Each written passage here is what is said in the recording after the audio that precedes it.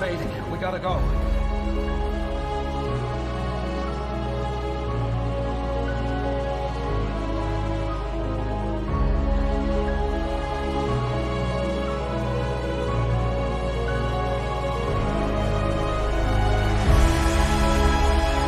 I'll get my car. I brought mine. Yours?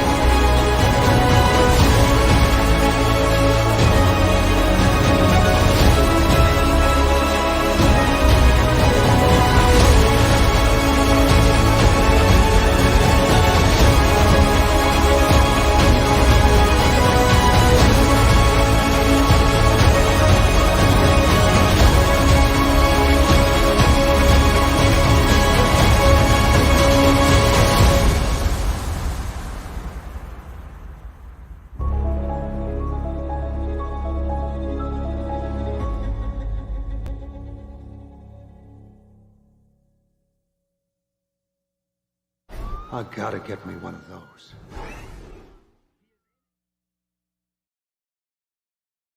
Hello and Happy New Year 2024. Welcome to another episode of Batman's Discussions, the first show of 2024. So, before the year ended, we lost another beloved actor, Tom Wilkinson. I hope I pronounced this right. Tom Wilkinson. For those of you who don't know, the actor who played Carmine Falcone. Falcone, however you choose to pronounce that. So I wanted to honor him today by reviewing the movie that a lot of us DC people know him for. Batman Begins. And since this is a Batman-related topic, I had to bring this person on the channel. I haven't had him on for a while, and I've missed collaborating with him. He's a great guy. He's formed a battalion, which I can tell from all these battalion hashtags in my chats. Battalion forever. That's right. Please welcome. Oh, one more thing too. His brother needs to take down his Christmas decorations already. Please welcome Shrey of the Bat Channel. Batman, what if I told you I have my Christmas tree still up? Lights and all. Well, to be fair, it's not Epiphany yet, so I'll give that a pass. It's not like Corey who leaves them up all year. I leave it up pretty long. I mean, I leave it up until like February, maybe March. Because I mean, I pay for like a real tree, and it's like $100 tree, my man. I got to get my dollar out of it. It's Put it into a Valentine's Day tree then, but don't leave that up. Don't leave a Christmas tree up all year. No, that's not okay. Turn it into a Valentine's Day tree. Turn it into a St. Patrick's Day tree if you want to get mileage out of your tree, but do not leave. So if I turn it into like a St. Patrick's Day tree, add some leprechauns in there, I'm okay. Is what you're saying? Okay. Yeah, that's fair. Yeah, I'll take that. So who we have in the chat today? We got Oracle's Clock Tower, Qatar, Zod Rider, Red Hooded Outlaw, Beyond the Night, The Batman Who Laughs, easily the best Batman solo movie. Can't completely disagree with that. Joker's Wild, Wayne Enterprises, Trevor H. I think that's everyone. So, yeah. See, Zod says a V-Day tree could work. Zod knows. He knows, you know. Yeah. So, V-Day tree, that better be a V-Day tree, or I'm going to personally drive to Colorado and take down the Christmas decorations myself. I don't even know where I live, other than Colorado. It's a big state. Oh, I have ways to find out where you live. Corey would never. You know, he would never. He would never say. Who said anything about Corey? Who else knows? Wonder why I think it. I was thinking more of your parents. I was thinking Deadpool and Super Batman. You think Dadpool would tell you? Dadpool would give you an address in like Alaska, you know. You know. I'll just tell him that you have a Deadpool dartboard in your house, and I'm going to take it down. I like it. Go for it. Man, Yep, it's great. Christmas is to see. What up? Oh, and for those of you who don't know, people don't believe me, but this is the real Zack Snyder. I'm telling you right now, he knows way too much. This is the Zack Snyder. Sin Havoc, that would be dope. A boy Sin. Yep. It's always good to see Sin. Back to I take the Christmas decorations out. I waste no time. I took them down right after New Year. On New Year's Day, in fact, I took them down. This man, he hates Christmas. He's a Grinch. He's a Grinch. Oh, I just think Christmas has an expiration date because if you have them up too long, you take away what makes it special. Family, friends. The spirit of Christmas never ends. Lies in your heart. The best way to spread Christmas cheer back. Nope. Already banning me from his channel. Hey, I managed to ban you from your own channel. That is true. Batman did do that, and I'm still awfully hurt by that. Still waiting for my opportunity to do the same. Hey, it's not my fault you didn't mod your personal accounts. Fired. So, anyways, I'm really excited to talk about this movie with you. Batman Begins. And for those of you who don't know, we'll talk about Tom Wilkinson during the Carmine Falcone topic. So we'll definitely get our thoughts on that, too. Because it's always sad when this happens. It's so close. Every year, you have that. You go over all the actors who died. It's sad. And I'll say this, and I'll say this when we get to this topic. The best thing you can do, though, for them, just keep talking about the shit we love. Keep talking about the stuff, the work that they did, what they liked. Yeah, their legacies through their art, Exactly. Well said, Trey. And Batman Begins, I think it's the biggest art film of the three, in my opinion. And in a lot of ways, the Gotham atmosphere.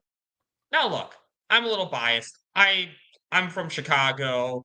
I did like The Dark Knight, like seeing all the Chicago settings in The Dark Knight. And I'm sure, you have Chicago ties too, Trey. So I'm sure you felt the same way. But I have to say, Batman Begins felt a lot more like Gotham than The Dark Knight did. It felt the real grittiness of Gotham. You really feel a lot more in Batman Begins, in my opinion, than you do The Dark Knight.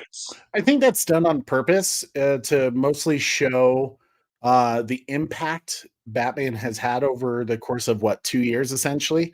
So yeah, obviously the Batman Begins, it's really trying to make you feel the claustrophobic, the gross nature and just a city of trash, essentially with Gotham City. And they do that so well. I believe Christopher Nolan said that his main inspiration for Gotham, other than, the comics and stuff like that, but like cinematically, he really used Blade Runner as his inspiration in terms of the design of it to make it kind of feel like it's dirty, and it was utilized very, very well with the homeless. He really, and what better city to kind of pick than Chicago, which is kind of a city ridden with crime now. So it kind of fits. Now that's no shade at Chicago. My parents are from Chicago. I love me some Chicago. Go Blackhawks. But he very much used real life you know, settings and environment to like create that Gotham atmosphere that you're talking about. Yeah, exactly. And I mean, I can attest to that. I mean, what you just said, because I mean, there's a reason why I live in the suburbs and not the city itself. When I go to Chicago, I've definitely seen some of that stuff. So yeah, I mean, I get it. I mean, because this movie was also filmed in Chicago too, right? Batman Begins. Uh, Filmed in 2002 is what you Uh, said? filmed in Chicago as filmed in Chicago, TOO. Oh, I see what you're saying. Yeah, yeah. It was filmed in Chicago. Yeah. Well, some of the scenes were like Wayne Manor is technically a mansion in England, I believe. But yes, like the whole Gotham scenes that you see with like the train is very much Chicago. Yeah. Even The Dark Knight is filmed mostly in Chicago. They don't move Gotham City until Dark Knight Rises, which was mostly filmed in Pittsburgh. Yeah, because of Man of Steel.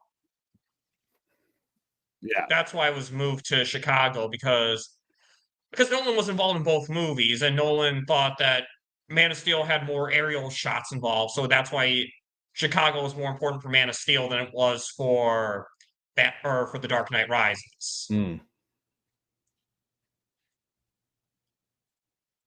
But I really did like a lot of the homeless aspect you see with Gotham, because one thing that I really like, just like a small little detail about when Bruce Wayne's hiding from Falcone and he's throwing away his coat, or about to throw it in the fire, and then you got the homeless guy asking for the coat instead. Yeah. Just Yeah. and then the later nice little callback when Batman sees him and he's like, nice coat. That was like one thing Christopher Nolan did super well throughout the Dark Knight trilogy is especially like the callbacks to things, or the full circle moments where it was either used to be symbolic and inspiring or to be kind of a metamorphosis transition for people and the characters or to be used in a silly way. It was a great comedic moment, right? Like I remember sitting in the theaters, what I think I was 10 because it came out in 2004, and just that gave Five. everyone a good laugh. 2005 was it? Okay. Yeah, it's a nice scene though too, because it doesn't take away from the seriousness of the film. It's like a nice little thing where you get a little chuckle out of it. It's funny, but it doesn't feel forced humor. It's real life humor, because life in the same day you can have a real funny moment and you can have a very serious moment right after. That's how life is, and that's why this was done so well in my opinion. Just a small little bit of comedic relief, but it also shows but at the same time, it helps further the story with the grittiness of Gotham, showing that Mm. showing that you still see the same homeless people at the same time too. That some of these people don't get back up on their feet afterwards. That this guy's been homeless for 7 years, 8 years. Like I think so. I think you're right. I think they say he's been gone for 8 years. 7 years. So he was 7 gone for years, something seven like years. I'm adding the extra year to his development, his like, trying to yeah. put the pieces together. Yeah, that's fair. Yeah, rest in So, peace, but Tom. yeah. Exactly, and we'll definitely have a lot to say about that. I jumped too far back. Okay, so here we. Okay, Batman Begins was filmed in Chicago, England, and New York. Mhm. But I really love how they show the atmosphere of Gotham. That it's corrupt still. That Falcone owns most of the city. Or they say half the city bought and paid for. Is that there's only a few people like Rachel, Gordon, even the head DA too. Like those are some of the few non-corrupt people. And ironically, Commissioner Loeb, even though that's the exact opposite of his comic book counterpart. Yeah, it was a little different, right? Like Commissioner Loeb in the movie, the fact that his focus is on vigilantes rather than actual organized crime is kind of it's not so much that he's corrupted, it's just his priorities, or you could say it's just proof to show that Gotham and the police department especially have been beaten down so much by not being able to get ahead with anything with organized crime that they've kind of just given up on the manor. And that's just shows you how powerful Carmine has been throughout the history of Gotham. Exactly. And it just and I really just like seeing like it shows why Batman's needed though. Just seeing when Rachel takes Bruce through the slums about I guess the depression, it's not the actual Great Depression, it's some other depression that Gotham had, which was it confused me the first time I watched it, Hmm. but it just shows the effects that Gotham has. Just again, we talk about the slums and even the Wayne's talking about the suffering of Gotham. Mm-hmm. Yeah, no, and I loved how that was, throughout the entire movie. We kind of see how like Batman deals with, or Bruce deals with trauma, deals with regret, the pain, how he blames himself for his parents' death, and how they made a point in the story how he wasn't able to get revenge um, on Joe Chill, who killed his parents directly, but what he finds out towards the end of the movie with Ra's al Ghul, or Raish, however you want to look at it, is that they caused the depression, right? They used economics as a tactic to tear down the city, and it's what pushed those people like Joe Chill to take action to create a city of crime, essentially. So, in an indirect way, the League of Shadows, like Beyond the Night said, was kind of the cause of Bruce's parents' death. So he does kind of get the thing that Ra's al Ghul tries to tell him, like, why didn't you get revenge? Why didn't you get what you needed to heal? And in a way, the movie is all about him healing as a person, Yeah, exactly. And we'll definitely get into more of Ra's al Ghul later because there's a lot I want to say about that topic. But one thing I really feel that communicates the right atmosphere of the movie is, we have to talk about this because we're both music guys. Music. Yes. Oh my God, the music was so good. James Newton Howard and Hans Zimmer teamed up for this one. And whoo, what a incredible score, and a great Batman theme. It's heroic, but it can be tragic. And that's, to me, that's what makes a really great Batman theme, is that you have to have elements and a musical score and a motif of the theme that you can kind of play throughout and use in different ways for different emotions, whether it's heroism or something epic or dangerous and dark and scary, or the simple use of tragedy and sadness. And the fact that they could use that Batman theme throughout was like just a testament of just how good that score is. And I don't know if you know this, Bat Dan, have you ever looked at the Batman Begins album? No, I haven't. Look it up real quick. I don't know if you can share your screen, but they specifically named each track of that song, of each score, different bats. And I believe it spells out "I am the Batman," I think. Or it's the Batman, something like that. All the scores together say like the Batman, something like that. It's really Is cool. is there a way to not get it in the right order it's supposed to be in? I don't believe so. I think it may have been scrambled, but let's see. Batman Begins album.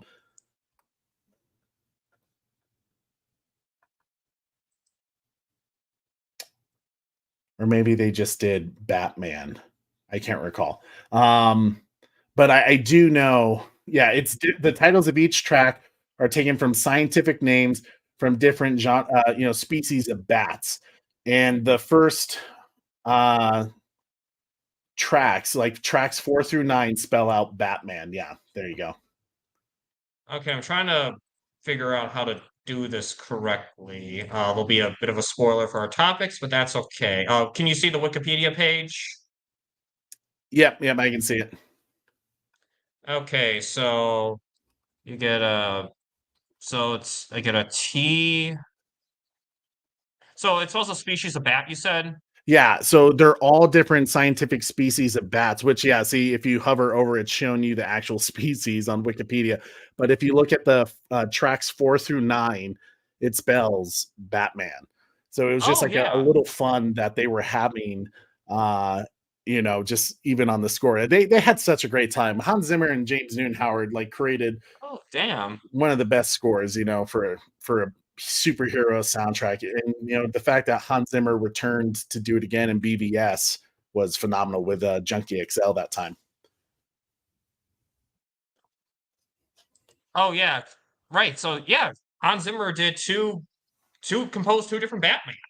Yeah, which was I know, not to go off topic of Batman Begins, but originally when he signed up to do Batman v Superman with Zack Snyder, you know, Hans said to Zack, like, "Hey, I don't know if I want to create another Batman score because I don't want to mess with the theme that I did with Chris."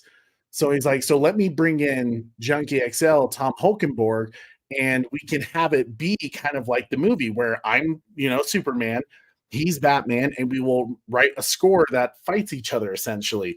Now, the funny part is while he was working on the Batman score, which ended up being Men Are Still Good, that whole Batman theme, especially with the heavy hidden stuff, Hans kind of called him in the middle of it, and he's like, "Hey, I just thought of something. Like, can I actually take a crack at the Batman theme again?"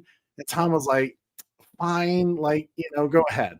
So he ended up making Beautiful Lie, which to me, I remember the first time sitting in that score, I was thinking the same thing. Like, how is Hans gonna outdo what he did for Batman in the Dark Knight trilogy? And that Beautiful Lie, man, still hits. Oh, it tore me apart. Oh, So good. well, so I love that score. I love Beautiful Lie and fuck the haters. I love the Martha scene too. Anyone who says But they hate the Martha scene doesn't understand it. It's simple as that. yeah, including the Smallville cast who had a way worse Martha scene in Smallville. But that's a topic for another time. Mm, okay. Trying to recall that, but yeah, I It's think I know okay. what you're talking about, but I can't quite recall it. Season 4, Clark was on red kryptonite, did not willingly put on the red kryptonite, and Martha still yelled at him for his actions, even though she knew that he was drugged against his will, mind you, and that's why he did it. Okay. And I Okay. and I throw a lot of shade at the Smallville cast now because I don't like their attitude towards Zack Snyder. It's very unprofessional and very pompous. Mm. You're talking a lot about Michael Rosenbaum, huh? Especially how he felt about Jesse's I'm, Lex. I'm talking. Oh, him and John Glover. Oh, okay. Okay. John, Yeah. even the Smallville writers threw a little shade at Henry Cavill. I mean, everyone has their opinion of who their version of their character is, and whether you liked Tom Welling's Superman and the whole Smallville thing. The wonderful thing about superheroes is everyone can have their version. It's not that any is bad or good. It's an opinion, but just like for us, like for me, while I loved Christian Bale and I was one of the first people that was screaming and kicking, when I heard Ben Affleck got cast, sorry, as Batman. Not wondering why wouldn't they just continue on with Christian Bale, make it a fourth movie that he's in. Uh, Ben Affleck made me eat my words, man. I thought he was amazing, and Christian he's not bad at all. You have preferences, right? Like, I'm a huge Dark Knight Returns fan, and I loved the Dark Knight trilogy because they did add some elements of Frank Miller's comics in there, but I mean, BVS was obviously a pull from Frank Miller's stuff. It was amazing. What's up, Darth? Exactly, and this is kind of like my sentiment to my bigger issue with it. It's okay to have an opinion. It's okay to have your own favorite preference. My issue is throwing shade at other iterations, especially when Okay. you're part of that another iteration. It's different when fans do it. Like, we're fans. We are not tied to any of this stuff directly other than just having our preferences. My issue is when you're part of another iteration yourself and you're throwing shade. That's the bigger issue I have. That's fair. But yeah, and I agree. It's like what you said. Like, I mean, I'm the same way. I love my favorite Batman is Ben Affleck, but I still love Christian Bale's Batman. I'm still excited to talk Batman Begins with you, and I love them. And both have great music. I mean, one score I really like from I don't. Okay, actually, I can look this up maybe, but that scene where Batman and Rachel are talking at the burnt down mansion, that little score that plays, it's like a nice little combination of like kind of upbeat but sacrifice at the same time. It's like Mm. it's happy because Bruce Wayne is like in a better point of his life right now, but at the same time, it's sad because Rachel can't be with him. The woman that he has loved since childhood cannot be with him right now because of Batman. So it's like a nice bittersweet moment that I think the soundtrack really incorporates so well. I think that was Corey Norianus, something like that, for that particular scene, for the score for the track. Oh, yep, Is that right? yes. See, I own it on Apple. I listen to it a lot, especially when I was like working out or like putting it on work. Like, I listen to Batman soundtracks too much. People probably think I'm like crazy because they'll just hear like in my apartment just Dark Knight, Batman v Superman, Danny Elfman's, even the Adam West Batman score just playing nonstop. I don't need to throw shade at Rachel, but yeah, I mean, hey, I don't know, I don't think you sound crazy doing that. But any other scores that really stood out to you? Um, there's one in particular that oh gosh, I'm trying to it's the scene where Batman is he like first introduces him, it's his first night as Batman, and he's it sounds so discombobulating and all over the place that it really hits on the scenes to make it feel like you yourself as an audience member doesn't know what's going on. And it's that scene at when he captures Carmine Falcone, and he jumps in and you Oh hear all the yeah. boom, boom. If you listen to that score with your headphones and you listen to the sound design that Hans and James Newton Howard did for that one, amazing, super cool and airy and scary. It's fantastic, fantastic score.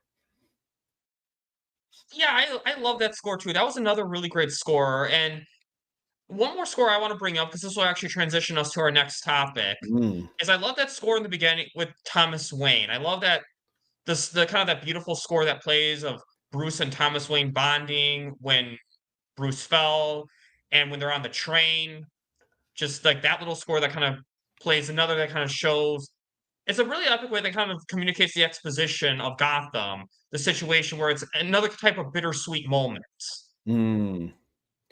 Yeah, yeah. It also has a little bit of hopefulness to it, right? Like and they use it in a way because it's all memories, right? Like when you see those beginning scenes and Bruce wakes up in the prison in Asia, you realize it's everything that you're seeing is kind of through his perspective and it's memories, which is why there is that kind of heartbreaking music and you're kind of looking at it through his perspective and how he views what happened, you know, which is smart storytelling.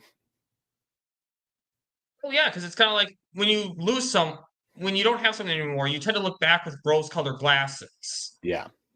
So that's what it is. But it really showed though why Thomas Wayne was so important to Gotham. Mm. One thing I love about this movie is that it shows why the Waynes are essential to Gotham. You actually get to see the Waynes a lot more. Why the Waynes dying wasn't just a loss for Bruce Wayne, but it was a loss for all of Gotham because these were the two people who are actually trying to help Gotham get better with their money. Little details like Thomas Wayne could work, he could be a big CEO if he wanted to. He has no financial incentive to be a doctor whatsoever. He chose to be a doctor because that's the best way he could help Gotham. He has people he can trust to run his company. He's not concerned about that. He feels he's applying his skills where they're best applied because he wants to actually help the people of Gotham. Yeah. No, and just another added layer to make the Waynes like just really a symbol for Gotham of hope and what it meant. It makes the death of them just so much more impactful when they die, like of how you literally see in the train scene, that there is some sort of glory to Gotham. There is some sort of prestigeness to it, right? Some sort of grandness to it, but yet there is the slums, right? But they're doing all they can to make it better. And it's just one of those scenes where you can also tell what type of person Thomas was to his son Bruce in that particular movie, because imagine that you're a billionaire, he gets his wife pearls, they're going to an opera, for entertainment, and yet he's forcing, well, not forcing, but he's taking his son on the cheap train, because it shows humility, it shows humbleness, and to not take what you have for granted. And it really shapes Bruce to be the person that he is truly deep down, right underneath. It's not who I am underneath. What I do that defines me. Yeah, and that's actually a really good point, is that he's showing, like, helping Bruce Wayne kind of expose him a little bit to the life he doesn't that he doesn't grow up in. And just Mm, little things about Thomas Wayne's character is that when Rachel and him are playing and Bruce Wayne falls, here's his mom apologizing for what happened, because so many people in Thomas Wayne's position. mm, Rachel's mom would have been fired that day. She would have been like, your daughter got my son hurt. I get out of this property. He's like assuring her, like, no, no, it's fine. Don't worry about it. yeah. And it's a small little thing that shows Thomas Wayne's character. And he has one of the most important lines in this movie that everyone needs to remember. Why do we fall? So we can learn to Yeah. pick ourselves up.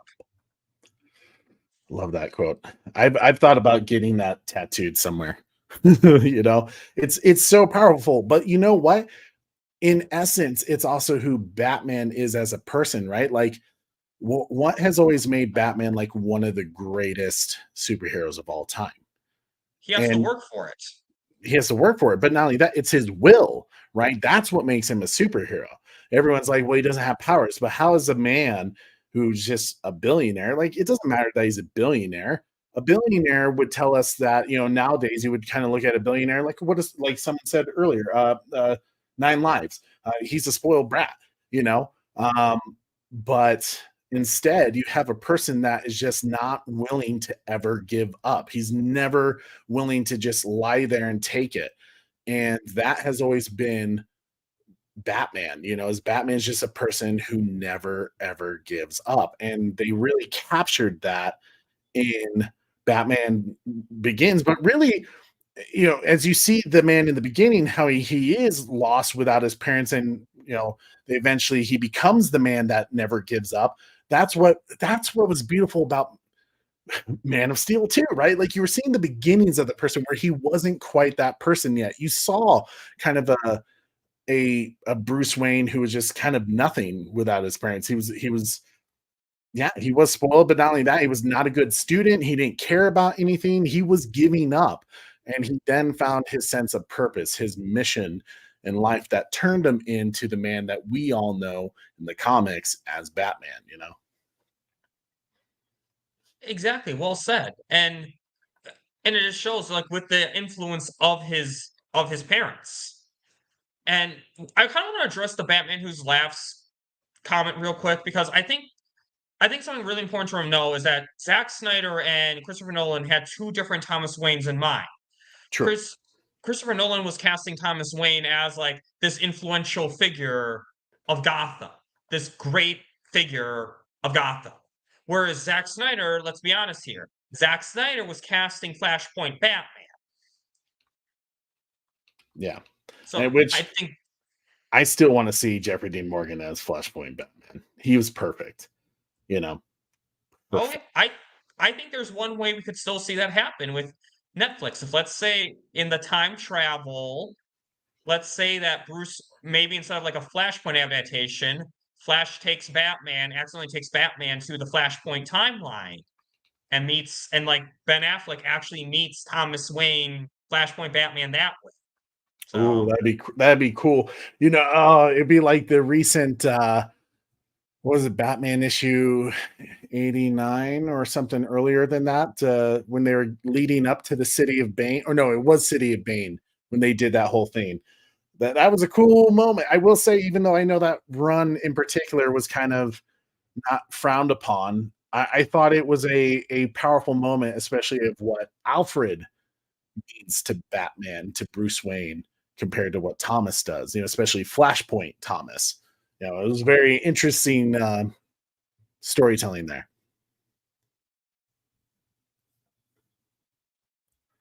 Yeah, but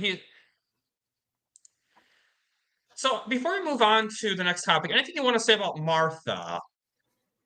Um, if there's one part I would say they maybe failed a little bit in the Dark Knight trilogy is the Martha aspect. Yes, because Yeah. obviously Martha is an important piece, and they kind of do reference it where he always kept the pearls, but you never got the sense, at least in Batman Begins, that it was his mother that meant the world to him. It was always Thomas was his moral compass, and Martha was kind of just there. But obviously it was his parents. But they just gave you the feeling that it hit Bruce harder that it was his father. You know, I mean, the fact that Ra's al Ghul kept bringing up, it was like it wasn't your fault. It was your father's fault. Always putting the blame on his dad. And what his father meant to him. It's like you have to be. You have to set the example and be your father's son. He's like, I don't care about my name. It was always kind of looked at his dad, and they kind of forgot the importance of Martha as well, but that's okay. They put a light to it that I think it would have been difficult to kind of focus on both of them, and Thomas definitely filled what Bruce needed to jumpstart his downfall into the dark realm of justice and vengeance. Yeah, I agree the same way. I think they could have done more with Martha, but it's also a time thing too. It's only so long of a movie, and Exactly. you're not getting all of. I mean, it's just a small little backstory of Bruce Wayne. It's not the main focus of the entire movie. And one thing I do want to kind of add with Thomas Wayne before we move on Yeah. is I like that Thomas Wayne also was the one who rescued Bruce himself from the well. I mean, so many billionaires, think about it. He could have easily hired someone else to do it, but Thomas Wayne wanted to do it himself. Well, he's certainly capable, right? He can clearly he has skills of rock climbing that his fortune has allowed him to have probably such adventures like that. You're right. It does show that he was a very hands-on father. He was very involved in his son's life rather than what you might expect from a rich person. And that's why one thing I really love about this movie is that the fact that these rich billionaires are good people who want to help, and why their death was such a tragic loss to not just Bruce Wayne but the entire community. And now I'm gonna this topic because Integrity kind of I don't know if Integrity saw our chat and knew this was coming up next, but or no, here we go. It's like he brought this up right as we were about to transition. I will say this: Rachel was not intended to be the final love interest of this movie. So the I mean, the chemistry didn't need to be there as much if, let's say, Rachel was the intended final love interest for Bruce Wayne. Hmm. I see what you're saying. Um, I don't know. To me, Rachel wasn't really a blunder. To me, where she becomes a bit of a blunder was just the continuity between um this, obviously not having Katie Holmes, and the next Yeah. one, and end up being Maggie Gyllenhaal. But Maggie Gyllenhaal did a wonderful job. To me, it was just a continuity theme, and they both played the role kind of differently. Um, but she's important to his life because obviously, I mean, they use her story in a way where like Bruce was clearly not a good person, but what I mean, not a good person in terms of he was willing to break the law, right? He was willing to kill, he was willing to murder someone um because of his loss, his grief. And the fact that she kind of is able to kind of push him to say like, this is parents were just a small piece of a bigger problem. Look at everything else that is going on. You killing Joe Chill fixes nothing. The Gotham will still be the shitty place that it is, and she's able to kind of help him see the light, which shows that it's really Bruce's rage, right? Like she's the one that kind of helps him be his new moral compass along with Alfred, but from someone who knows him a little bit more in an intimate way that she does, right? As being lifelong friends, he'll listen to her rather than Alfred is, kind of a His father father. figure. Yeah. It's different to have a father figure versus a friend that you can really put your trust, and especially a love interest. And it really leads into losing, when they go into Dark Knight and then Dark Knight Rises, what that loss in his mission means for him, but also the revelation that he goes through with her, and the big secret that Alfred holds on to. So to me, she wasn't a blunder. I liked the portion that her story, her role plays in Bruce Wayne's life. But I could see why people were kind of like, yeah, why did they create this new character that comes out of nowhere? Well, apparently she was taken from Batman Year 2, according to Qatar. In Frank Miller's comic? Really? That's I mean, I've only read Year 1. I haven't read Year 2, but that's. And what up, Josh? Hey, Josh, good to see you, brother. And we will be talking about Tom Wilkinson, definitely. We do have Carmine Falcone is definitely will be a very special topic for us this time, this Mm, show.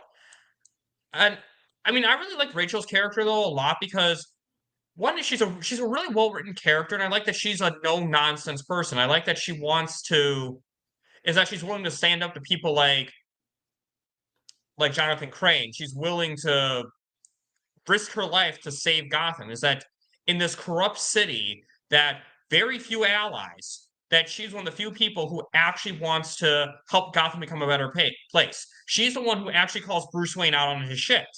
She did that. And that's why, I mean, and Katie Holmes, between the two, I like Katie Holmes better than Maggie Gyllenhaal, in my opinion. agreed.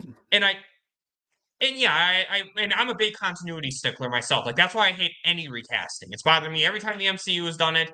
I got annoyed with Superman and Lois doing it, with Arrow doing it with Sarah. I hate recasting because it messes with continuity. And that's why, while I'm not going to say it's a requirement of Cell, my hope would be that if or when we get ZSJL 2 and 3 on Netflix, that if an actor's gone, the character's written out as opposed to a recast happening. Because Mm. I cannot stand. And to be fair, I think compared to other recasts, Nolan did a better job of getting them to kind of somewhat look alike. Like you can tell the difference, obviously, but a lot of recasts like Colonel Rhodes, they didn't try to make them look alike. Nolan, I feel like, tried to make them look somewhat alike. Mm. Yeah, I mean, I think he just I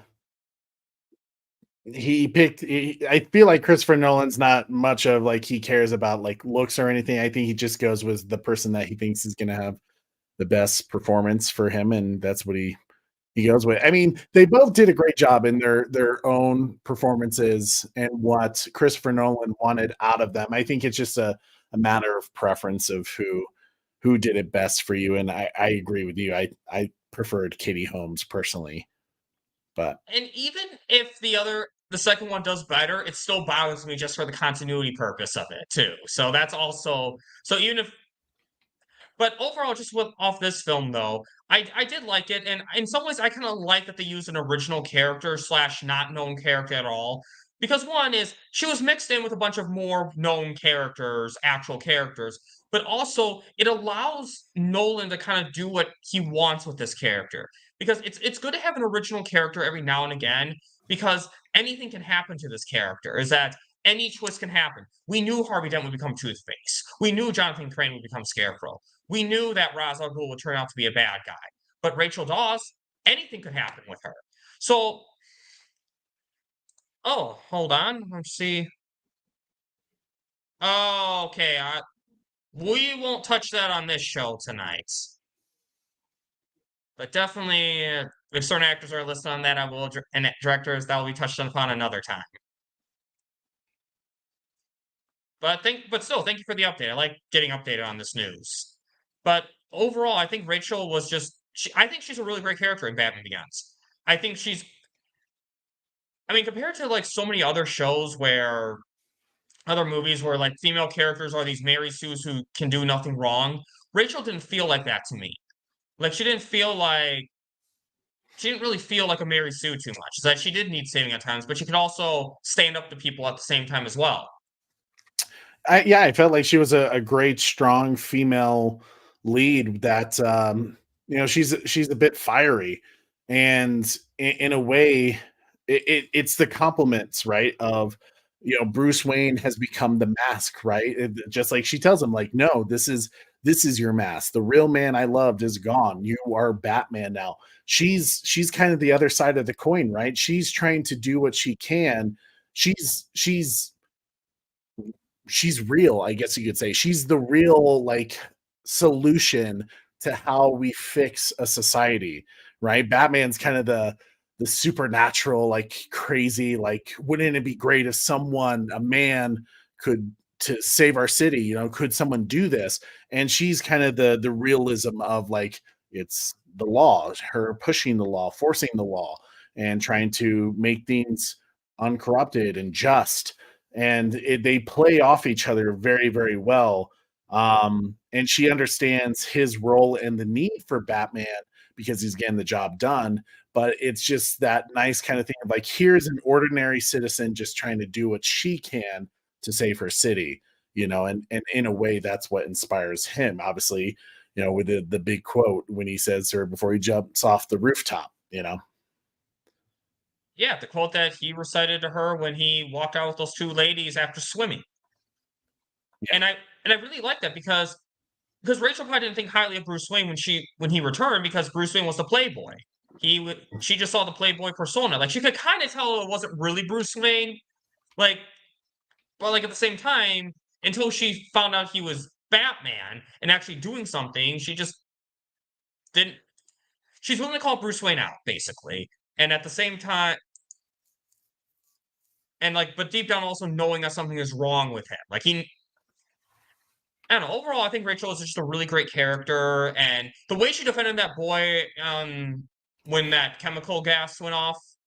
Though I will say for all the fans of Game of Thrones, she should have just let that kid go. She should have let Scarecrow take him, because that kid is forever hated for playing Joffrey. Wait, that's Joffrey? Bro, do you not know this? Yes, that is Joffrey. Oh shit. And he has such an like a kid, like that's such an American accent that a kid is doing. I mean, when you realize that a lot of the actors that Christopher Nolan cast, were English, and they're just able to pull off really, really great English accents. Not English, sorry, American accents. Yeah, I mean, I guess American accents are easier to pull off than English accents are. Maybe. Or British accents, whatever you want to say. But overall, yeah, I think Rachel Dawes is a great character. That's probably why people don't like Rachel Dawes, is the fact that she saved Joffrey, like Josh said. Yeah. Yeah, Rachel saved Joffrey. I don't know, maybe I don't know. See, now I don't know if I like this character as much right now. What Joffrey did. Joffrey's a nice guy. He just understood. Yeah. It's the mother's fault. And the father. Yeah, the mother and the aunt's fault.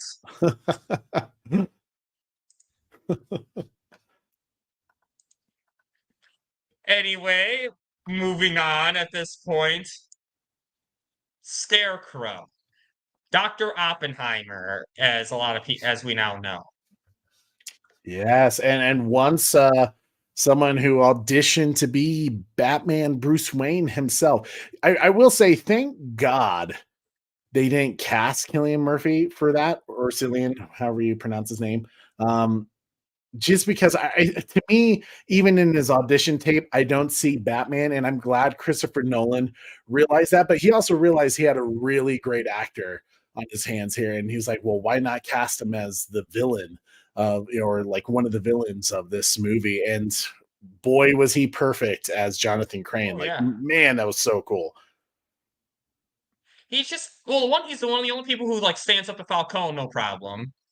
Is that Yeah, the way he just like the way he like gives that look? He like there's a certain look he gives that this is not a guy you want to mess with. right. His very piercing blue eyes that I think can like really like stare you down, and kind of they can, either can just find the amazement of it, or just there's killing. I mean, he's just a great actor, obviously. And Oh yeah, him and Oppenheimer, different people completely. completely different people, and he's able to say so much through his eyes and the way he reacts to things. And I think having people like Christian Bale and Cillian Murphy working a scene together, especially when they're in Arkham Asylum, and just with the mask on, it's so tough to do. Give a performance through the mask, especially his, where it covers even his face mostly. It's just his eyes, and he's able to say a lot with it. And it's just the driving force of what this movie was really about, which was fear, right? It was the villain was fear, and overcoming that fear. And it was just such a wonderful new villain. I mean, new as in live action, to bring to the Gotham universe. And I loved every second of it. I thought it was so cool. No, he was supposed to be in the sequel to Batman and Robin. What Scarecrow was he was. really? Yeah. And they were going to bring back Jack Nicholson as a Scarecrow hallucination. Interesting. I did not know that, with Joel Schumacher, huh? Which released the Schumacher cut of Batman Forever. Yeah, man. I didn't know that was their original storyline, but yeah, Batman and Robin really kind of think about that for a second. Not to get off the Scarecrow theme, but everyone thought, even Warner Brothers thought, like, damn, Batman and Robin destroyed the Batman IP. It's ruined. And even George Clooney thought that, right? And Joe Schumacher said the same thing. They're like, wow, I can't believe we've killed this insanely successful cinematic IP. And then Christopher Nolan says, hey, I have this idea. I would really like to do like a very realistic, grounded approach to Batman. And I think Christopher Nolan and even some of the producers were kind of like, this could either work, or it will be the nail in the coffin for Batman. People would be completely done. And thank God it was what it was, because it's just a fantastic. To me, I don't remember who said it earlier, but yeah, it's one of the best live action solo Batman flicks of all Oh time. yeah. I think, you know. And here's the ironic thing: we actually have Batman and Robin to thank for that because that's what motivated Warner Brothers to completely pivot, and which led to Christopher Nolan, which Christopher Nolan led to Zack Snyder. So think about it: if it wasn't for Batman and Robin, we might not have the Nolan verse or the Snyder verse. Yeah. You can all come down to Batman and Robin. Thank you, Joe Schumacher. And also, Josh, to add to that, Harley Quinn was going to be Joker's daughter instead of his love interest. Interesting. So, but anyway, back on topic with Scarecrow. I I really just love Scarecrow's character. As Jonathan Crane, he just does a really good job because Cillian Murphy just really, I don't know, in some ways I think he's scarier as Cillian Murphy than he is as Scarecrow, because as Scarecrow it's all hallucination. It's like that's how he intimidates people. It's not the mask itself, it's the fear gas with the mask that really makes Scarecrow's mask look scary, which I think is a really cool addition. But the little looks, like the talk of confidence when he's like talking to his dogs, call the police, and the way he sounds so smug and confident.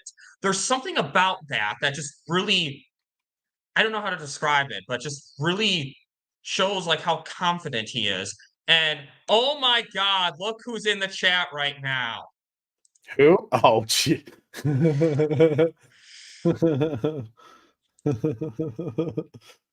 Oh man. Is he spelling out? Oh yeah, so Corey, have you seen my Twitter name recently? Oh my gosh. Yeah, I should ban you, shouldn't I? But I won't ban you, Corey. But one thing, I don't know if this is completely related to Scarecrow, but it's Scarecrow's fear gas. You know how they're the plan was to make the Scarecrow, like, it wasn't working unless it was inhaled through the lungs, so they had to, like, evaporate the water. Yeah. I'm just Vaporize it wondering, and turn it into steam. vaporize Yeah. it. That's the word. So it's a good thing for these past few weeks, no one was making mac and cheese or spaghetti or anything. Did I miss something? What do you mean? Well, they said that it has to be inhaled through the lungs, so that's why they're going to vaporize it. What do you do when but it's been in the water for weeks, they Oh, said. I see what you're saying. Okay, the continuity error of if people, obviously, if it's in water and they boil it, they should have some effects of it, right? Uh How it should have ended even made fun of that.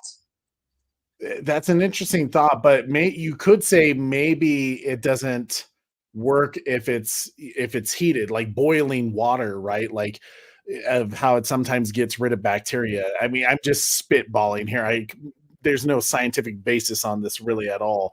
But just trying to play devil's advocate and explain it, but maybe boiling water wouldn't work. But like the fact that it's pressurized water, I don't know. How would that work? I don't know. You're probably right. Yeah, for continuity wise, yeah, it doesn't make much sense. But don't think about it. It's not about logic. So overall, though, that's like probably one of the only minor plot holes of this movie, but still, I think Scarecrow is just a really great villain overall. I mean, the way that Cillian Murphy talks to Falcone and well, we kind of already covered that.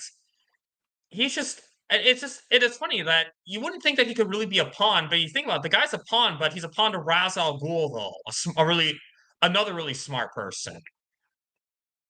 And one thing I want to add before we transition, though, you know how you said that he does a really good job acting through the mask, and that's hard to do. Hmm. You know who else does a really good job of that? Who? The actor who plays Winnie the Pooh in Blood and Honey. He does a really good job of communicating his expressions through that mask.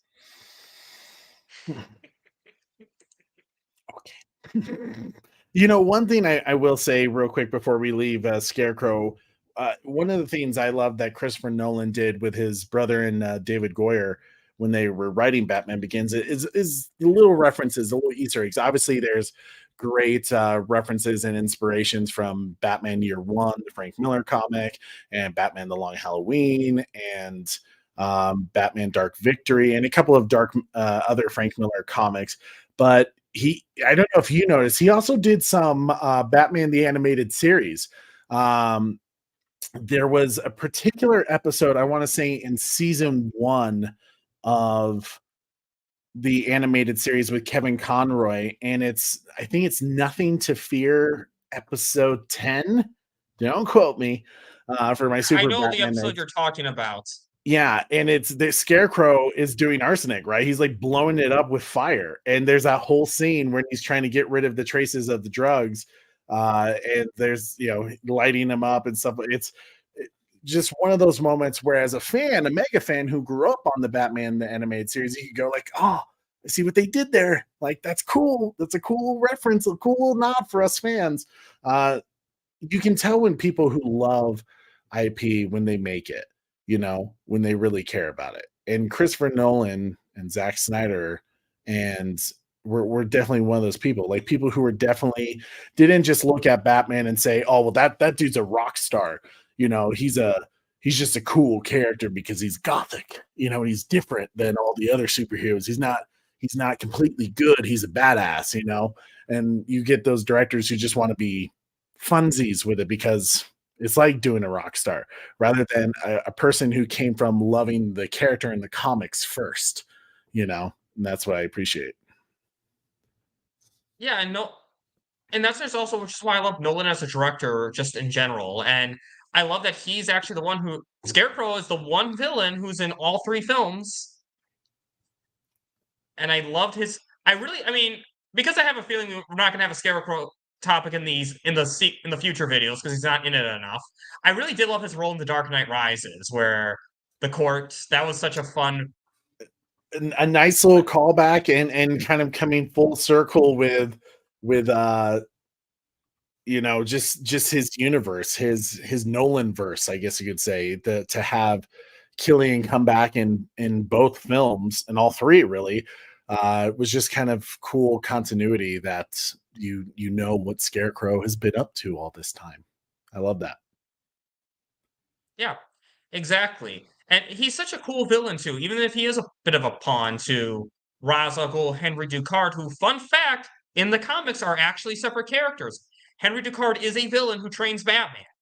That is a real thing. The only thing is that in the comics, he's separate from Ra's al Ghul.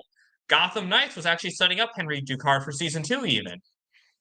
The show Oh, Gotham really? Knights. I did not. I didn't watch Gotham Knights because once I heard they weren't even continuing, it's like I'm not wasting my time with one season. But interesting. I didn't realize they were setting Henry Ducard up in that. That's cool. Yeah, I mean, I see why the show got canceled. It was kind of an okay show. I mean, Harvey Dent becoming Two-Face after Bruce Wayne is dead just was like kind of weird, but I mean, it's Interesting. CW. I think that's the issue with all these like Gotham spin-offs that they're doing. Like the Gotham show that they did on Fox, that was easily one of the best Batman shows ever done. But like the other shows like Gotham or Batwoman and any of those Arrowverse scenes where they kind of always did like Bruce Wayne's dead or he's missing, and even the new video game, well, it's kind of new. I've just started playing it, and I think I'm only like a third of the way through it, where it's like killing Batman so that way they can just focus on the Gotham Knights thing. And it's kind of like, I don't know. To me, you kind of lose the getting rid of Batman is so tough, to make it be like these are the people who are going to take up the mantle. And when you kind of tweak the stories like that, where it's important to Harvey Dent and his story in Two-Face that it's that he's around when Batman is around, that his transition is during that, because their story very coincides with each other and what they were trying to do for Gotham, which makes it more heartbreaking. But to hear you say they did that in the Gotham Knight show where he turns to Two-Face after the fact is kind of like, well, that's an interesting storyline. Did they just redo it? But in this case, it's Nightwing who is the person causing them problems? Nightwing's not even in the show. It's a made up character who's Bruce Wayne's adopted son. It's not even Damien?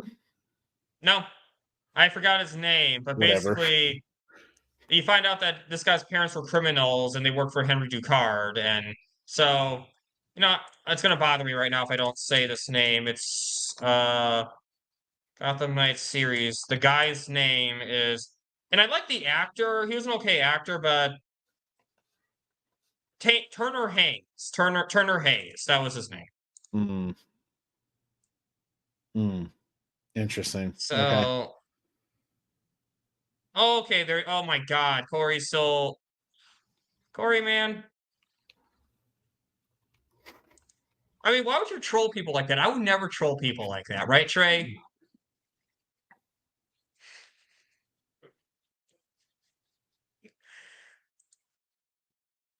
I don't think you would ever do that, Batman. No. Doesn't sound No, like anything you've I'm ever sure done. with snakes I wouldn't.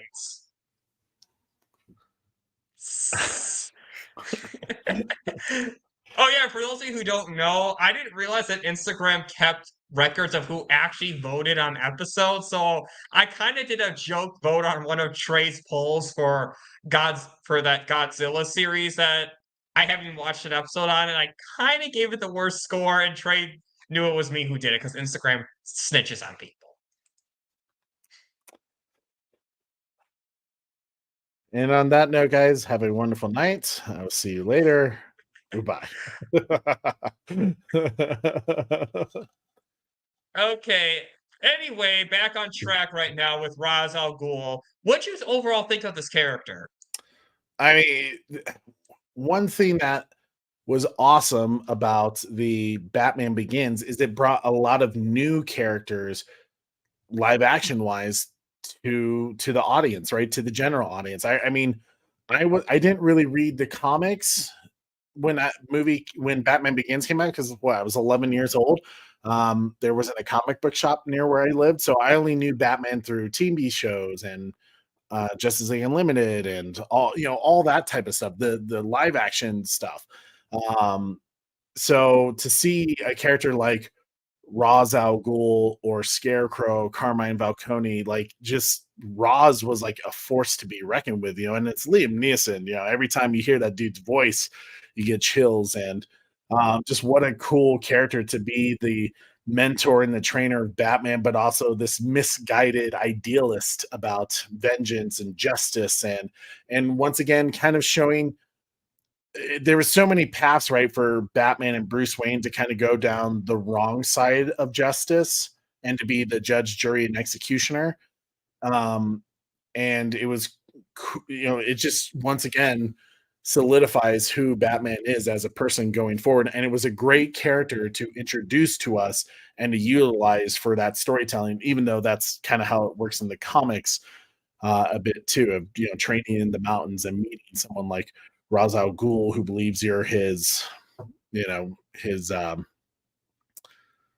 heir to his kingdom, basically. But to also do it in a grounded and realistic take where they don't have the Lazarus pit, but they kind of use Immortality. deception as immortality, which was a great way to play into it and to keep the groundedness of it. Like, well, I get some comic book fans are probably, well, like, I want to see the Lazarus pit, I want to see this and that, and it's like, but you're in a world where none of that exists. It's all realism. It's all what could be accurate, and it was a cool take. It was a really, really cool take. And before I give my thoughts, Corey wants you to read this comment, so I pulled it up for him. I'm gonna deck your halls, bub. So Corey and I have, not to go off on too much of a side tangent, but Corey and I have been playing the new Ghostbusters game on Xbox lately, Spirits Unleashed Echo Edition, Echo 1 Edition. And I dressed up my character because you can build your character to make him look like Santa Claus. And so he's like this beefed up, like muscular Santa that's just like mowing down ghosts and stuff like that. Yeah, it's been fun. Is Ra's al Ghul immortal? I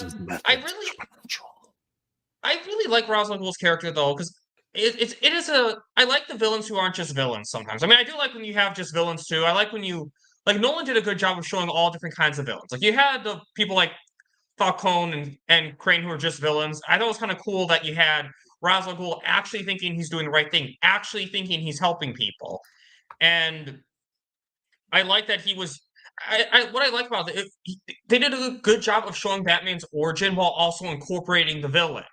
Is that you had Ra's al Ghul training Batman, so right there you have the villain of the movie, but at the same time showing what we needed to see, the origin of Batman for this universe. So it was a really clever way of mixing the two. Is that, and when you're watching this, you think that this guy's a good guy because you don't know that he's Ra's al Ghul yet. You hear Henry Ducard, who, let's be honest, most people probably didn't even know who that was, didn't realize that was a separate character in the comics. But you think this other guy is Ra's al Ghul. So and when you think about it, he saved Bruce Wayne. Like Bruce Wayne would have rot in that prison if it wasn't for Ra's al Ghul. And we can say Ra's because that's what they call him in this universe. Yeah. Sorry, go ahead. Yeah, so if it wasn't for Ra's, Bruce Wayne would be rotting in prison. So in a way, it's kind of hard for Batman to really fight him. Because, like, think of the betrayal Batman felt. Is that this guy saved Bruce Wayne's life. He trained Bruce Wayne. He is the reason Bruce Wayne is Batman, and now he has to fight him. He definitely gives Bruce the tools that he was searching for in his self-discovery, right? Which is why he leaves Gotham in the first place. He leaves to become a minor criminal, right? He's not like killing people like some people in Gotham, but he's stealing. He's seen the other side of the coin because he's putting himself in their shoes to truly understand the criminal world, what drives people to do the things they do. So that way he can have a sense of compassion for them, right? Which also helps explain why he's more about, arresting people. This version of Batman's more about, arresting people and bringing them to justice in the eyes of the law and rehabilitation kind of idea rather than, you know, putting them out of your way and killing them like Ra's al Ghul is. And it's just a wonderful, I do love kind of the lessons that he gets through Ra's and all the different hints that they did throughout to kind of give you the hint that he was Ra's al Ghul, and to kind of tip his hat a little bit. It's just really good details that Nolan laid around to really kind of play into it, which was cool, which was really cool. Yeah, sorry. Great point, Trey. Great point, Trey. I just got a little distracted by Corey's comment here. Corey's getting at you today, man. You want to know as his brother, his younger brother, how you take away his power? Oh, sure. Tell me. There's no way he's not going to stop. I haven't figured it out. Once you do, let me know. I'll send Ra's al Ghul after him is what I'll do. And hey, being from Chicago, let's just say I get more snow in February than I do in Christmas. So, and what I liked about this film, though, too, I like that they didn't start with the Joker right away. I like that this time they start with kind of more obscure villains. Villains that people wouldn't know, but also that serve the story. Like, to me, Joker's too big of a villain, in my opinion, to really try to do in the first movie. Because, I mean, look at Batman 1989. That film focused more on Joker than it did Batman. But you needed this film to really focus on Batman's origin. So it's better to have Joker appear when Batman's already established in the universe. Yeah. I think, you're absolutely right about I think one of the things that makes this one of the best live action solo Batman films is the simple fact that Batman was, in my opinion, the best part of this. Bruce Wayne was the best part of this movie because you really got to peel back the layers and deconstruct who Batman is as a person, who Bruce Wayne is, and to see the man he becomes and the legend that he becomes in Gotham City, rather than what has Nolan said, what has Christian Bale said, that the moment what partly makes Batman great, it's always been his villains, right? Joker is just one of the greatest villains of all time, and just like it was for in even Batman Returns, when you got Catwoman and Penguin in there, Michael Keaton kind of got forgotten about. It was more about the villains, right? The same thing with Batman Forever. It was about Jim Carrey. It was about Tommy Lee Jones as Harvey Dent. And then you get the biggest star in the 90s at the time with freaking Arnold Schwarzenegger playing Freeze and these crazy one-liners. It was always about the villains. And I think that was the issue, is like you get the Dark Knight and it was no longer about Batman, right? It was about how freaking unbelievable Heath Ledger was as the Joker. And then it became about Bane, his crazy voice, rather than Batman and Bruce Wayne. They kind of fell into a little bit of that category of it's about the villains rather than the man who the whole trilogy is about, which is Batman. Not as bad as the Nolan as the Burton Schumacher movies, but I do kind of agree with you. Whereas this movie kept the villains where they're supposed to be. They kept Bruce Wayne as the main character, Ra's al Ghul as the supporting character, as the antagonist, as the villain. Same with Scarecrow. Same with Falcone. Yeah, so, and it was very much still about who Batman is, right? Like rather than the Dark Knight really kind of focused on how the Joker is antagonizing and corrupting people like Harvey Dent, like society and the civilians of Gotham. It's all about what the Joker is doing, the chaos. And is he going to make Batman break his theme? But there's also this over here. Is he going to make Gordon break his rule? When you got to that, once again, Batman's kind of not the focus anymore. He's just kind of a shade. And in a way, it's hard to do when you have a performance like Heath Ledger as the Joker. Yeah, man, you're gonna be in the shadow of that. Like that was just in an iconic performance that will never be forgotten. Plus, I think because of the off-screen stuff with Heath Ledger dying, I think that also just kind of took a lot of the attention away as well too. Yeah, yeah. There's some truth to that. Yeah. But overall, I think Ra's al Ghul is a great villain, and not just great villains, but I think the Nolan film has some of the best supporting characters. Alfred. I love Michael Caine as Alfred. I love how he's motivational and he cares about Bruce Wayne. He cares about Bruce Wayne. Like Bruce Wayne is his son, and he cares about the Wayne family. You can tell little details about how he cares about the Wayne family. He is the one who reminds Bruce Wayne to keep his father's name intact. He is the one who mentions the importance of the mansion. He is the one who mentions what Thomas Wayne has done to save Gotham. Alfred, what I love about Alfred is a Wayne in this movie. And I don't mean literally, I mean figuratively. He is a Wayne in this movie. He is part of the family, and you could tell Thomas Wayne valued him.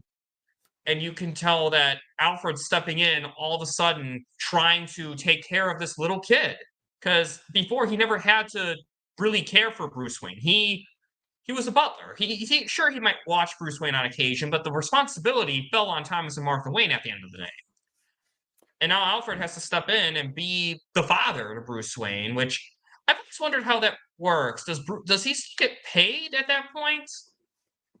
Well, if anything, I'm sure they probably handed like in their will, like Alfred was probably in charge, like legal, took like legal charge of their funds and their money. I mean, Alfred was basically a part of the family. Essentially, they trusted him that much, which is why it's so heartbreaking, right? In Dark Knight Rises, when he's in front of the grave of Bruce and Thomas and Martha, and he says, "I failed you. You trusted me, and I failed you." You know, Alfred was very much a part of the family. We've been blessed, I will say, with so many great Alfreds. From Michael Go to Michael Caine and Jeremy Irons and even Andy Serkis. Andy Serkis is a incredibly talented actor, and I thought he was a great piece of the Batman, even though I have different opinions about that film. But like with Michael Caine, he really brought the heart of Bruce. He was the memory of who Bruce Wayne was, and the man trying to hold on to that because he didn't want Bruce to get lost in his mission, his crusade for Gotham. And I loved their banter between each other. Michael Caine, yes, was definitely the heart and soul and the moral compass throughout the trilogy, and I just loved the way Michael Caine played it. Yeah, well said. And for those of you wondering, I'm getting that whole internet signal issue from StreamYard right now, which is why I'm popping on and off camera right now. So let me know. Can you hear me fine? Do I sound robot-y at all? You sound good on my end. Okay, good. So I probably sound fine. But yeah, I think Alfred is a really important part of this movie. Is that I like that he's against Bruce Wayne being Batman at first, and he still kind of is, but he's there for Bruce when he needs him. He's the one who motivates him at the end when Bruce Wayne gives up, when he's about to die in the fire, and Alfred comes in and saves him, and then reminds him what Thomas Wayne already said to him. Is that why do we fall? So we can learn to pick ourselves up. Corey, I told you. I told you. You asked for this. Actually, I don't know if you asked for it, but he's just not going to stop. Do you understand my pain now, Batman? Him as his, as an older brother. Hey, I know from experience, older siblings suck. So you've dealt with this for just a couple of hours. I've dealt with this going on almost 30 years.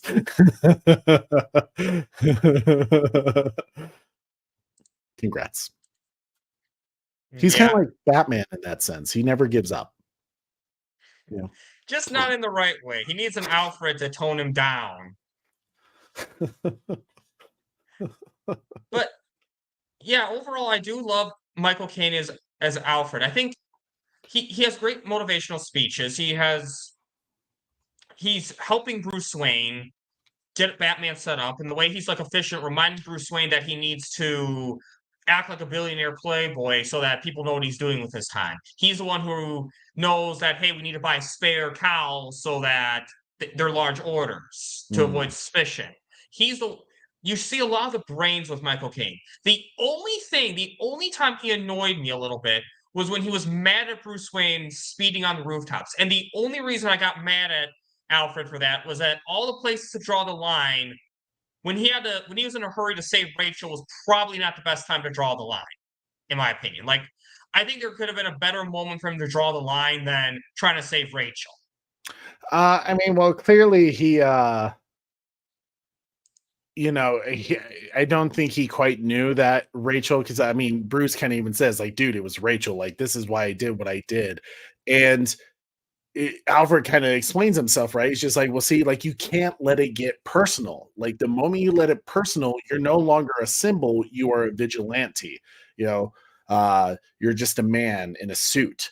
And he, in a way, Alfred, they kind of give you the idea that this particular Alfred might have a little bit of a military background, right? Because he's looking down the long game, and what it's going to take to be Batman. I mean, you hear him in Dark Knight, the Dark Knight, where he's just like, this is what you're going to have to do, to be the symbol of Batman. You can take it. You can take the criticisms. You cannot be the perfect symbol of like playing both sides. You're just going to have to be Batman. You're going to have to make those sacrifices, those calls.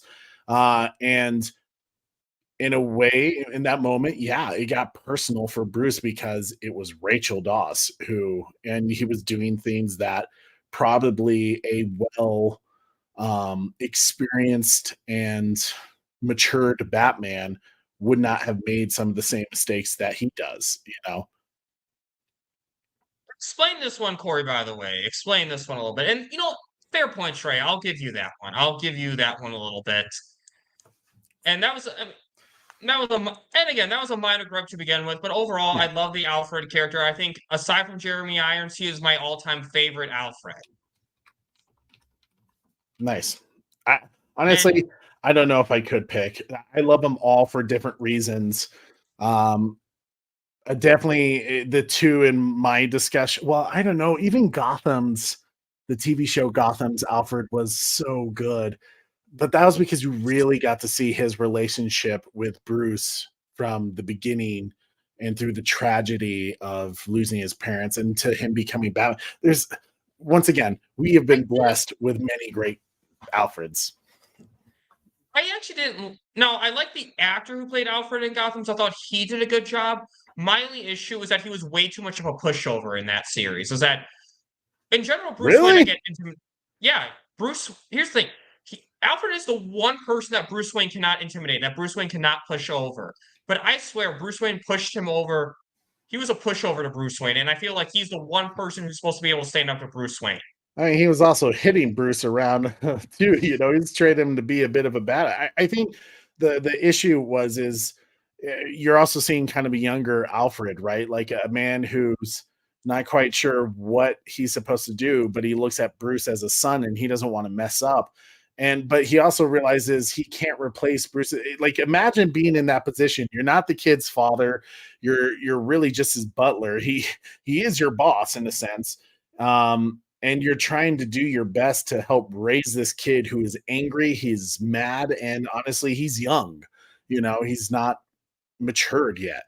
And where do you step in? Where do you be loving? Where do you be caring? Where do you be strong? Where do you be firm and discipline? And that's a tough job. And I loved that you got all the different aspects of who Alfred was to Bruce. And they really came down to the thing that I've always loved about Bruce and Alfred's relationship, which is Alfred is really his father. It's his dad, the one who raised him to be the person that he is, and has supported him through his crusade, his mission throughout, you know. I don't know. I still feel, I mean, again, I haven't seen the series in a while, so I can't list a specific example, but I don't know if I can give that Alfred a pass.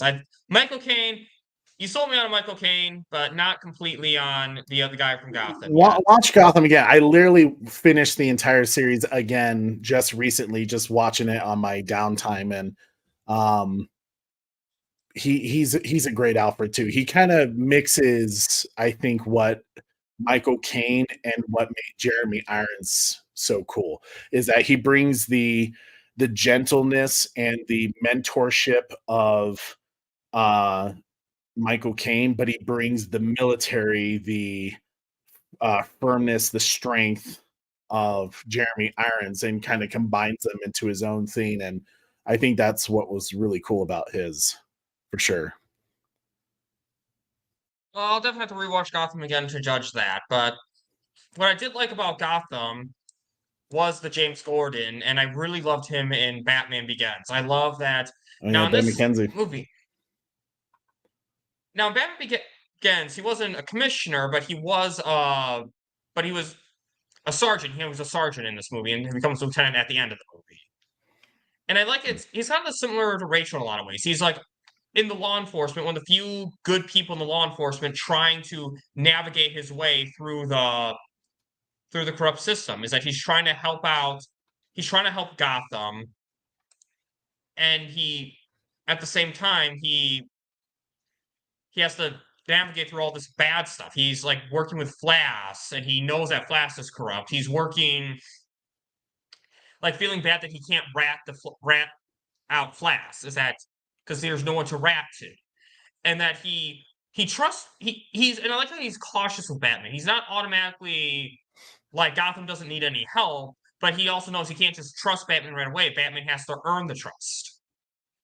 Yeah, they're definitely playing into the Frank Miller Batman Year One, right? Like even the Batman Begins movie ends exactly like Batman Year One, where Gordon's on top of the rooftop and hands him, talks about a new villain is in town and it's the Joker, and kind of what Batman inspires in a way criminal madness, because someone, when you have is kind of like Joker, Heath Ledger says, like gravity, you have to have that balance, right? Where you have Batman's all good and Joker who's all chaos. Batman's order, Joker chaos, and meet those two unstoppable forces together. So, yeah, I mean, Gary Oldman, man, he's great.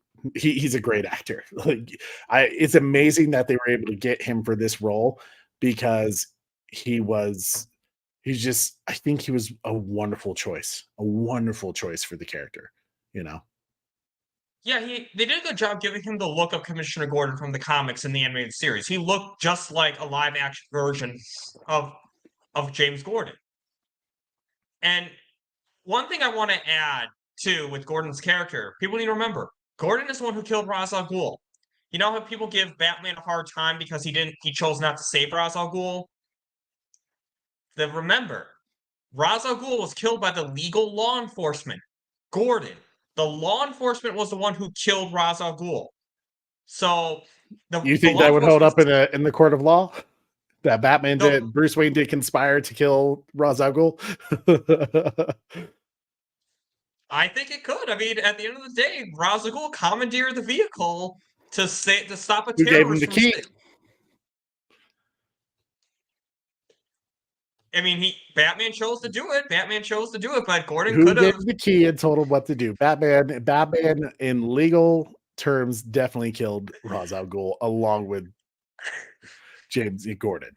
No, Gordon. Sorry to bring it to all the Nolan fans. Batman definitely does kill lots of people. Oh no, I mean, and we'll definitely get into that in the Batman or Bruce Wayne topic. I debate which one this fits under, but Gordon, I'm just saying, Gordon stopped the terrorism. Batman just didn't interfere with what the law enforcement was doing right there. That's my opinion. So.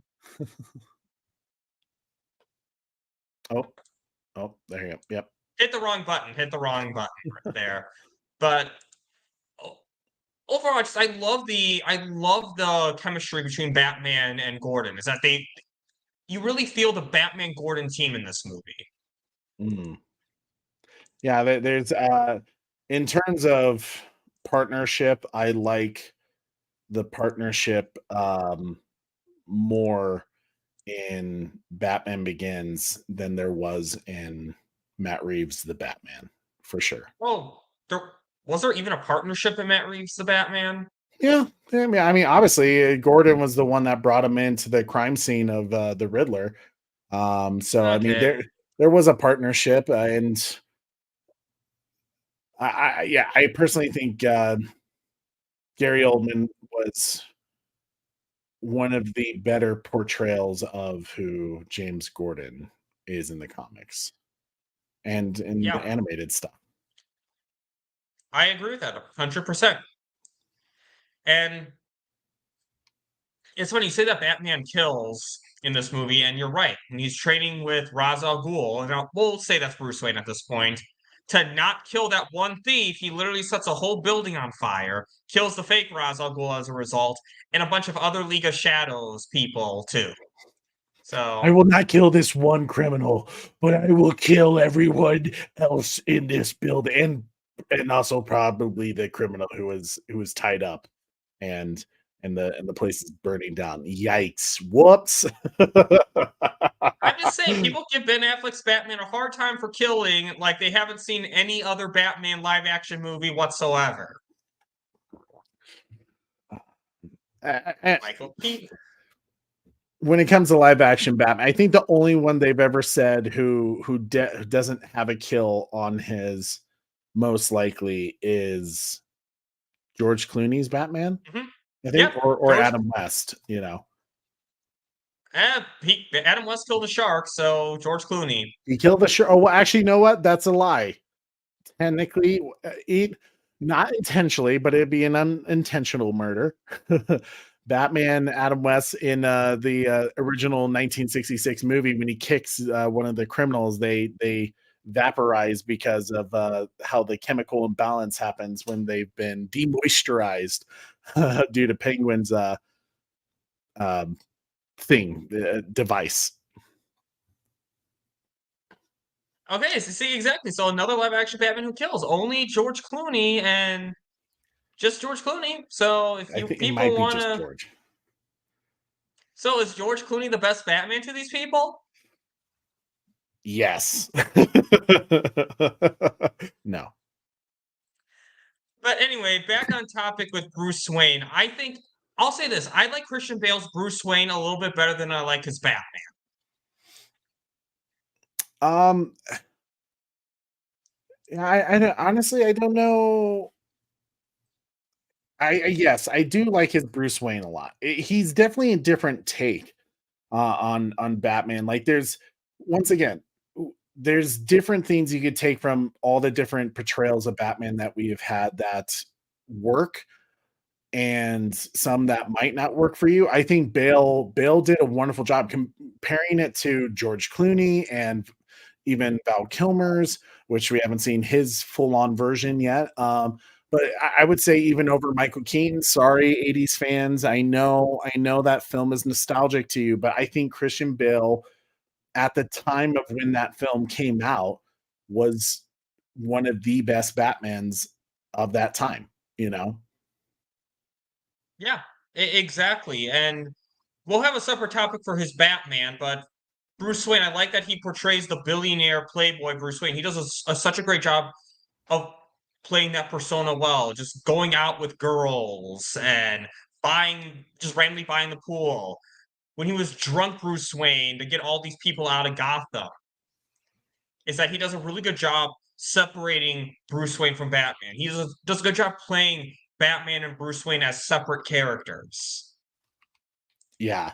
I think he just also did a wonderful job of kind of bringing um, some of that sorrow, the pain to it, and the guilt. But also the man who's the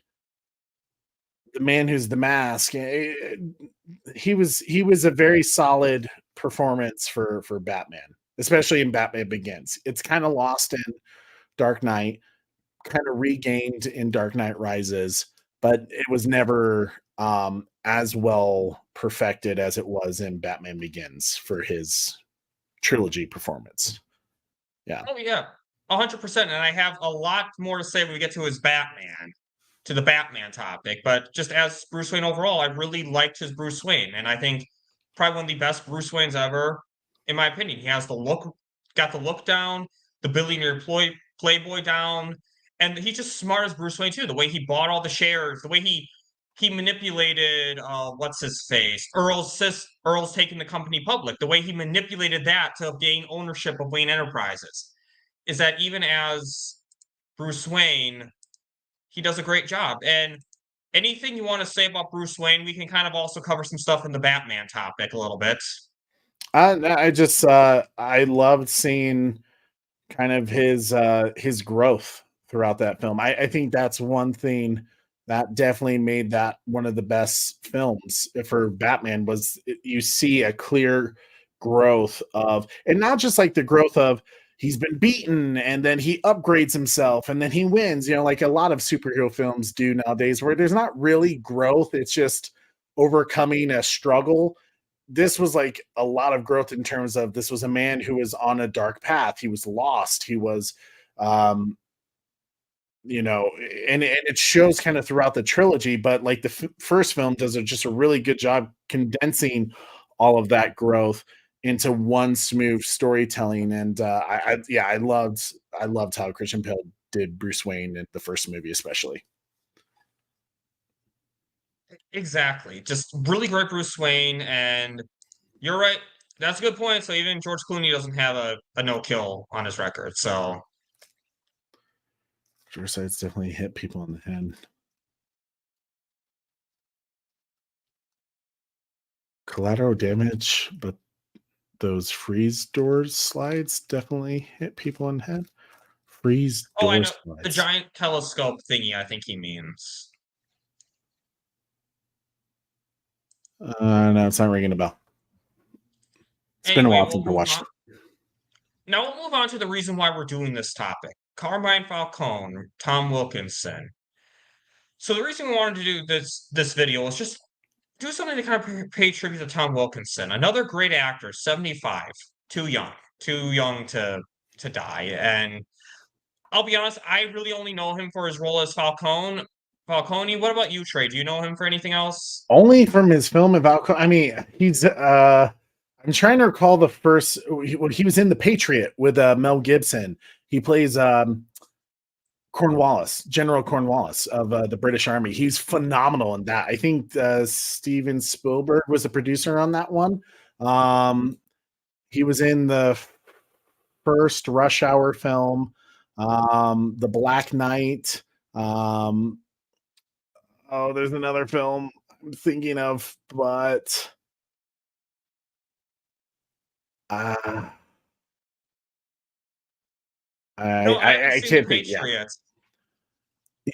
Corey's correct. Yeah, Patriots, Mission Impossible, Ghost Protocol. He's only in that for like a couple of minutes, but he's phenomenal in it. I think he plays like the Impossible Mission Force head officer, like secretary, something like that. He's been in a lot, dude. He was a phenomenal actor. He was great as Carmine Falcone because you see so many different sides of fear, right? And how fear is being utilized. Batman using fear to instill fear in those who prey on it. You got like Carmine Falcone, who uses fear for power, for gain of that power, for his own selfish goals. You see Dr. Crane and Scarecrow, who are using fear to basically toy with people and he gets off on it. There's a bit of a weird psychoticness to it. And then you have Ra's al Ghul, who's using fear against the innocents to help tear down a city and engulf in it. And it's just really, really cool with how fear is utilized in so many different ways with Batman Begins. And with Tom Wilkinson, 75, it's a good life, and he had a great career, man. Sad to see him go, but thank you for all the wonderful performances we got. If you haven't seen The Patriot, he is phenomenal in that film. highly recommend that. He's so good. But yeah, him as Carmine Falcone, you know, one scene that I never quite forget is like don't come down here with your anger thinking trying to prove something, because they're people they always fear, but you don't understand. I I just love that. I want to have a second to blow your head off now. Like it's just a cool mob buster to add in there for some of the groundedness of some of Batman's villains on a more realistic approach, and to see kind of the supernatural or the larger than life villains kind of play into that a little bit with Scarecrow and Ra's al Ghul. Yeah, and that scene you just mentioned, Trey. It's Carmine Falcone, like Tom Wilkinson, showed where Gotham was. The fact that he could blow. I mean, think about it. He's not just blowing up anyone's head. He'd be blowing out Bruce Wayne, killing someone as powerful as Bruce Wayne in front of a judge, in front of off-duty cops, in front of. There's a third one too, a judge. There was some other. Yeah, off-duty cops, a judge. There was another one though. Did he say a district attorney? Or no, Yeah, an attorney, something like that. Attorney, yeah, something like that. Because the district attorney was good. The district attorney was one of the few good ones. But yeah, the fact that, and that's what I like Carmine Falcone. Like, I mean, I've only seen Tom Wilkinson, or can only recall him in Batman Begins. But that scene, that movie, he was so good as Carmine Falcone in that movie, and did a really good job bringing that character to life. He's not, I mean, because he's not talked about as much as Heath Ledger's Joker or Liam Neeson's Ra's al Ghul, but Carmine Falcone was a really important part of this movie. It's that he's the corruptness of Gotham. He is the one who took control of the city and took over all of Gotham. And the fact is, nothing can intimidate him. I mean, very rarely, except for Ra's al Ghul. Ra's al Ghul is the only one who could intimidate him, but everyone else was a joke to him. And he was portrayed this untouchable villain that no one can touch him. Mm. And he did such a good job with it. And I love that "beg like a dog" line that still plays, has a drop on his channel. Yeah. He's just such a great character. And it was a different style of Carmine Falcone, right? Even from the Batman Year One kind of stuff. And I loved what they did with his particular character, because he was very much kind of the having that crime element of the blanket problem, right, going on in Gotham, when he's like, don't concern yourselves with the secrets of these scary people, to kind of show that there's underneath the crime world, the underworld of crime, there's something much larger afoot. And while he's the kind of the problem we can identify real easily and be like, yep, that's a bad guy, and that's what we see in our today world with mobsters and stuff like that. Batman is also dealing with much more than our real problems that we see today. We're seeing problems on a much larger scale for him, with these insane chemical engineers like Jonathan Crane and Ra's and Joker and Bane and the League of Shadows. It gets insane, right? Yeah, exactly. And Corey, I need to send Falcone after you. No, I'm going to hire Falcone to take down your Christmas decorations. That's what I'm going to do. I'm going to get a bunch of mobsters to go to your place and take down your Christmas decorations. That's what I'm going to do.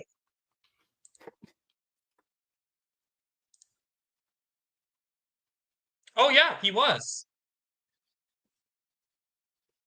Oh, yeah, that's right. Yeah. Ironic that the only time that Falcone was referenced in the DCU was a Flash movie and not a Batman movie. Just see how it's in the world. But still, overall, Falcone is just such a great villain in this movie. Tom Wilkinson did such a great job, and he will forever be missed. And rest in peace. We celebrate their life by continuing their work. Mm. Now, Batman, I will say this. I originally said I liked Robert Pattinson better as Batman than Christian Bale. I walked it back completely. That was a little bit of recency bias.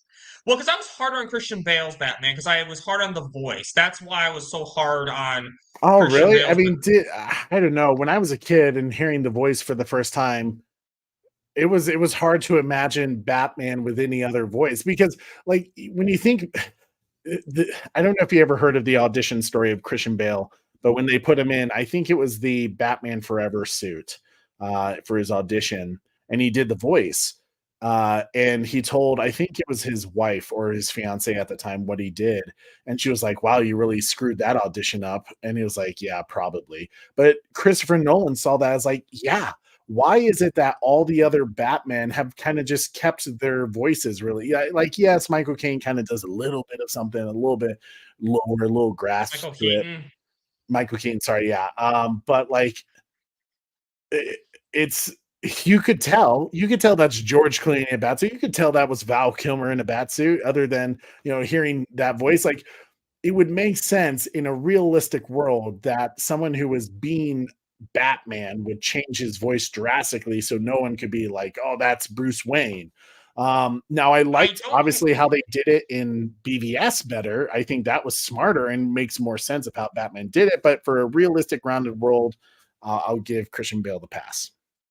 I will say this. I liked his voice in Batman Begins, actually. I remember seeing Batman Begins and liking that he changed his voice. It's The Dark Knight and The Dark Knight Rises where the voice went overboard. But I think Mm. Batman Begins, the voice was actually really good. It was a really good voice. And I think I really do like Christian Bale's Batman. I think aside from Ben Affleck, he is my all-time favorite live action Batman. Is Mm. that he's very tactical. The way he works with Gordon to bring down Falcone, the way that just like little details like that, or the way he does his exercises as Bruce Wayne, or the fact that he can fight the League of Shadows no problem,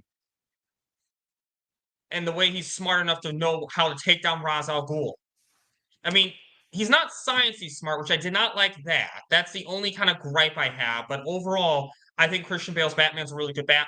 I And mean, he's a the little sciencey smart because he does do some of the detective work, especially in like the Dark Knight. Like in Batman Begins, I'll agree with you. He's a little more of a investigator smart, like kind of paying attention, lurking in the shadows, and basically a great spy essentially. But in Dark Knight, they do kind of show the technical side of him where, I mean, he did help build his suit, right? He helped put it together. While yes, Lucius Fox kind of gave him the tools to kind of make it easier, you do see him doing the ballistics on the bullet in that one crime scene. You do see him in Dark Knight Rises. He's the one that fixes the system patch and software patch on the bat chopper thing. So I mean, he is highly intelligent, right? Did they go full on? He's a detective noir kind of style like the Batman did? No, but I mean, we saw how great of a detective the Batman was with Robert Pattinson. oh Rata yeah, el no, yeah. rata. Didn't know Spanish first of all, In the and Spanish. couldn't. And I guess my thing was mostly referring to when Lucius Fox explained that antidote and Bruce Wayne didn't understand it. But Oh no, overall, I you totally know that he was just playing into that, right? oh Like no, when I he didn't says, realize. "Am I supposed to understand any of that?" I got the sense that he was just trying to act like an idiot, because he didn't Oh, want Lucius to know yet that he was Batman. or like officially know that he was Batman. Like Lucius knows that he's Batman, but he can give him that willful ignorance. But Yeah, yeah. I think he was just, because he even says right after that, he's just like, "You plan on gassing yourself again?" He's just like, "Well, party, looking for kicks, someone's passing out." He's still playing into that billionaire because he hasn't fully come out and be like, "I'm Batman," Um, he's trying to keep it close to the chest. So I don't look at that scene as Bruce didn't know what he was talking about. He clearly, because even in the beginning, right, he was talking to Alfred like, I felt these effects before, but it's someone turned it up a notch, and he explains it a little more intellectually better than I did. But yeah, I think he knew what he was saying. okay, fair point. So you know what? I give Ben Affleck's Christian Bale's Batman a pass. He is the second best Batman, other than Lucius, or other Other than than Bane, other than yeah, that is so true. other than other than Affleck. I'm just kind of realized we forgot to talk about just real quick thoughts on Lucius. Lucius,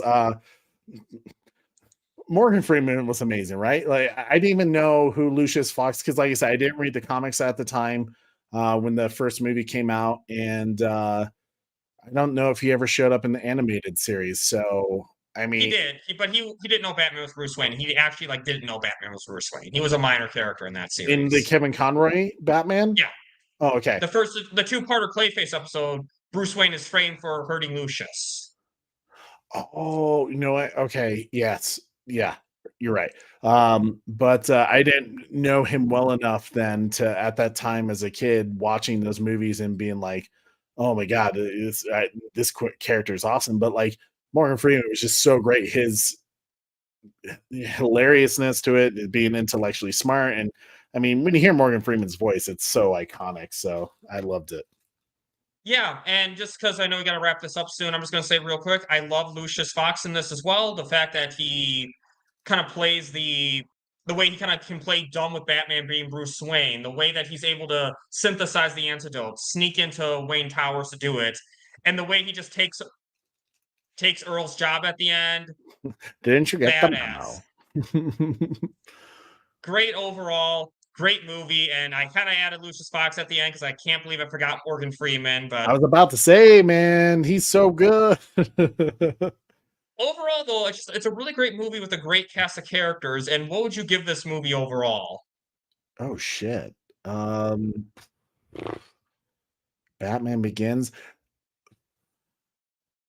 I think it's a masterpiece because it completely changed the superhero genre. It was a deconstruction of superhero films at the time, right? Compared to what we had X-Men, Spider-Man, um, and Hulk, I think even came out around that time with Eric Bana. To me, it was an incredible new. I mean, it shaped how new superhero films would be looked and opened the door for people like Zack Snyder with Watchmen and eventually Man of Steel BVS.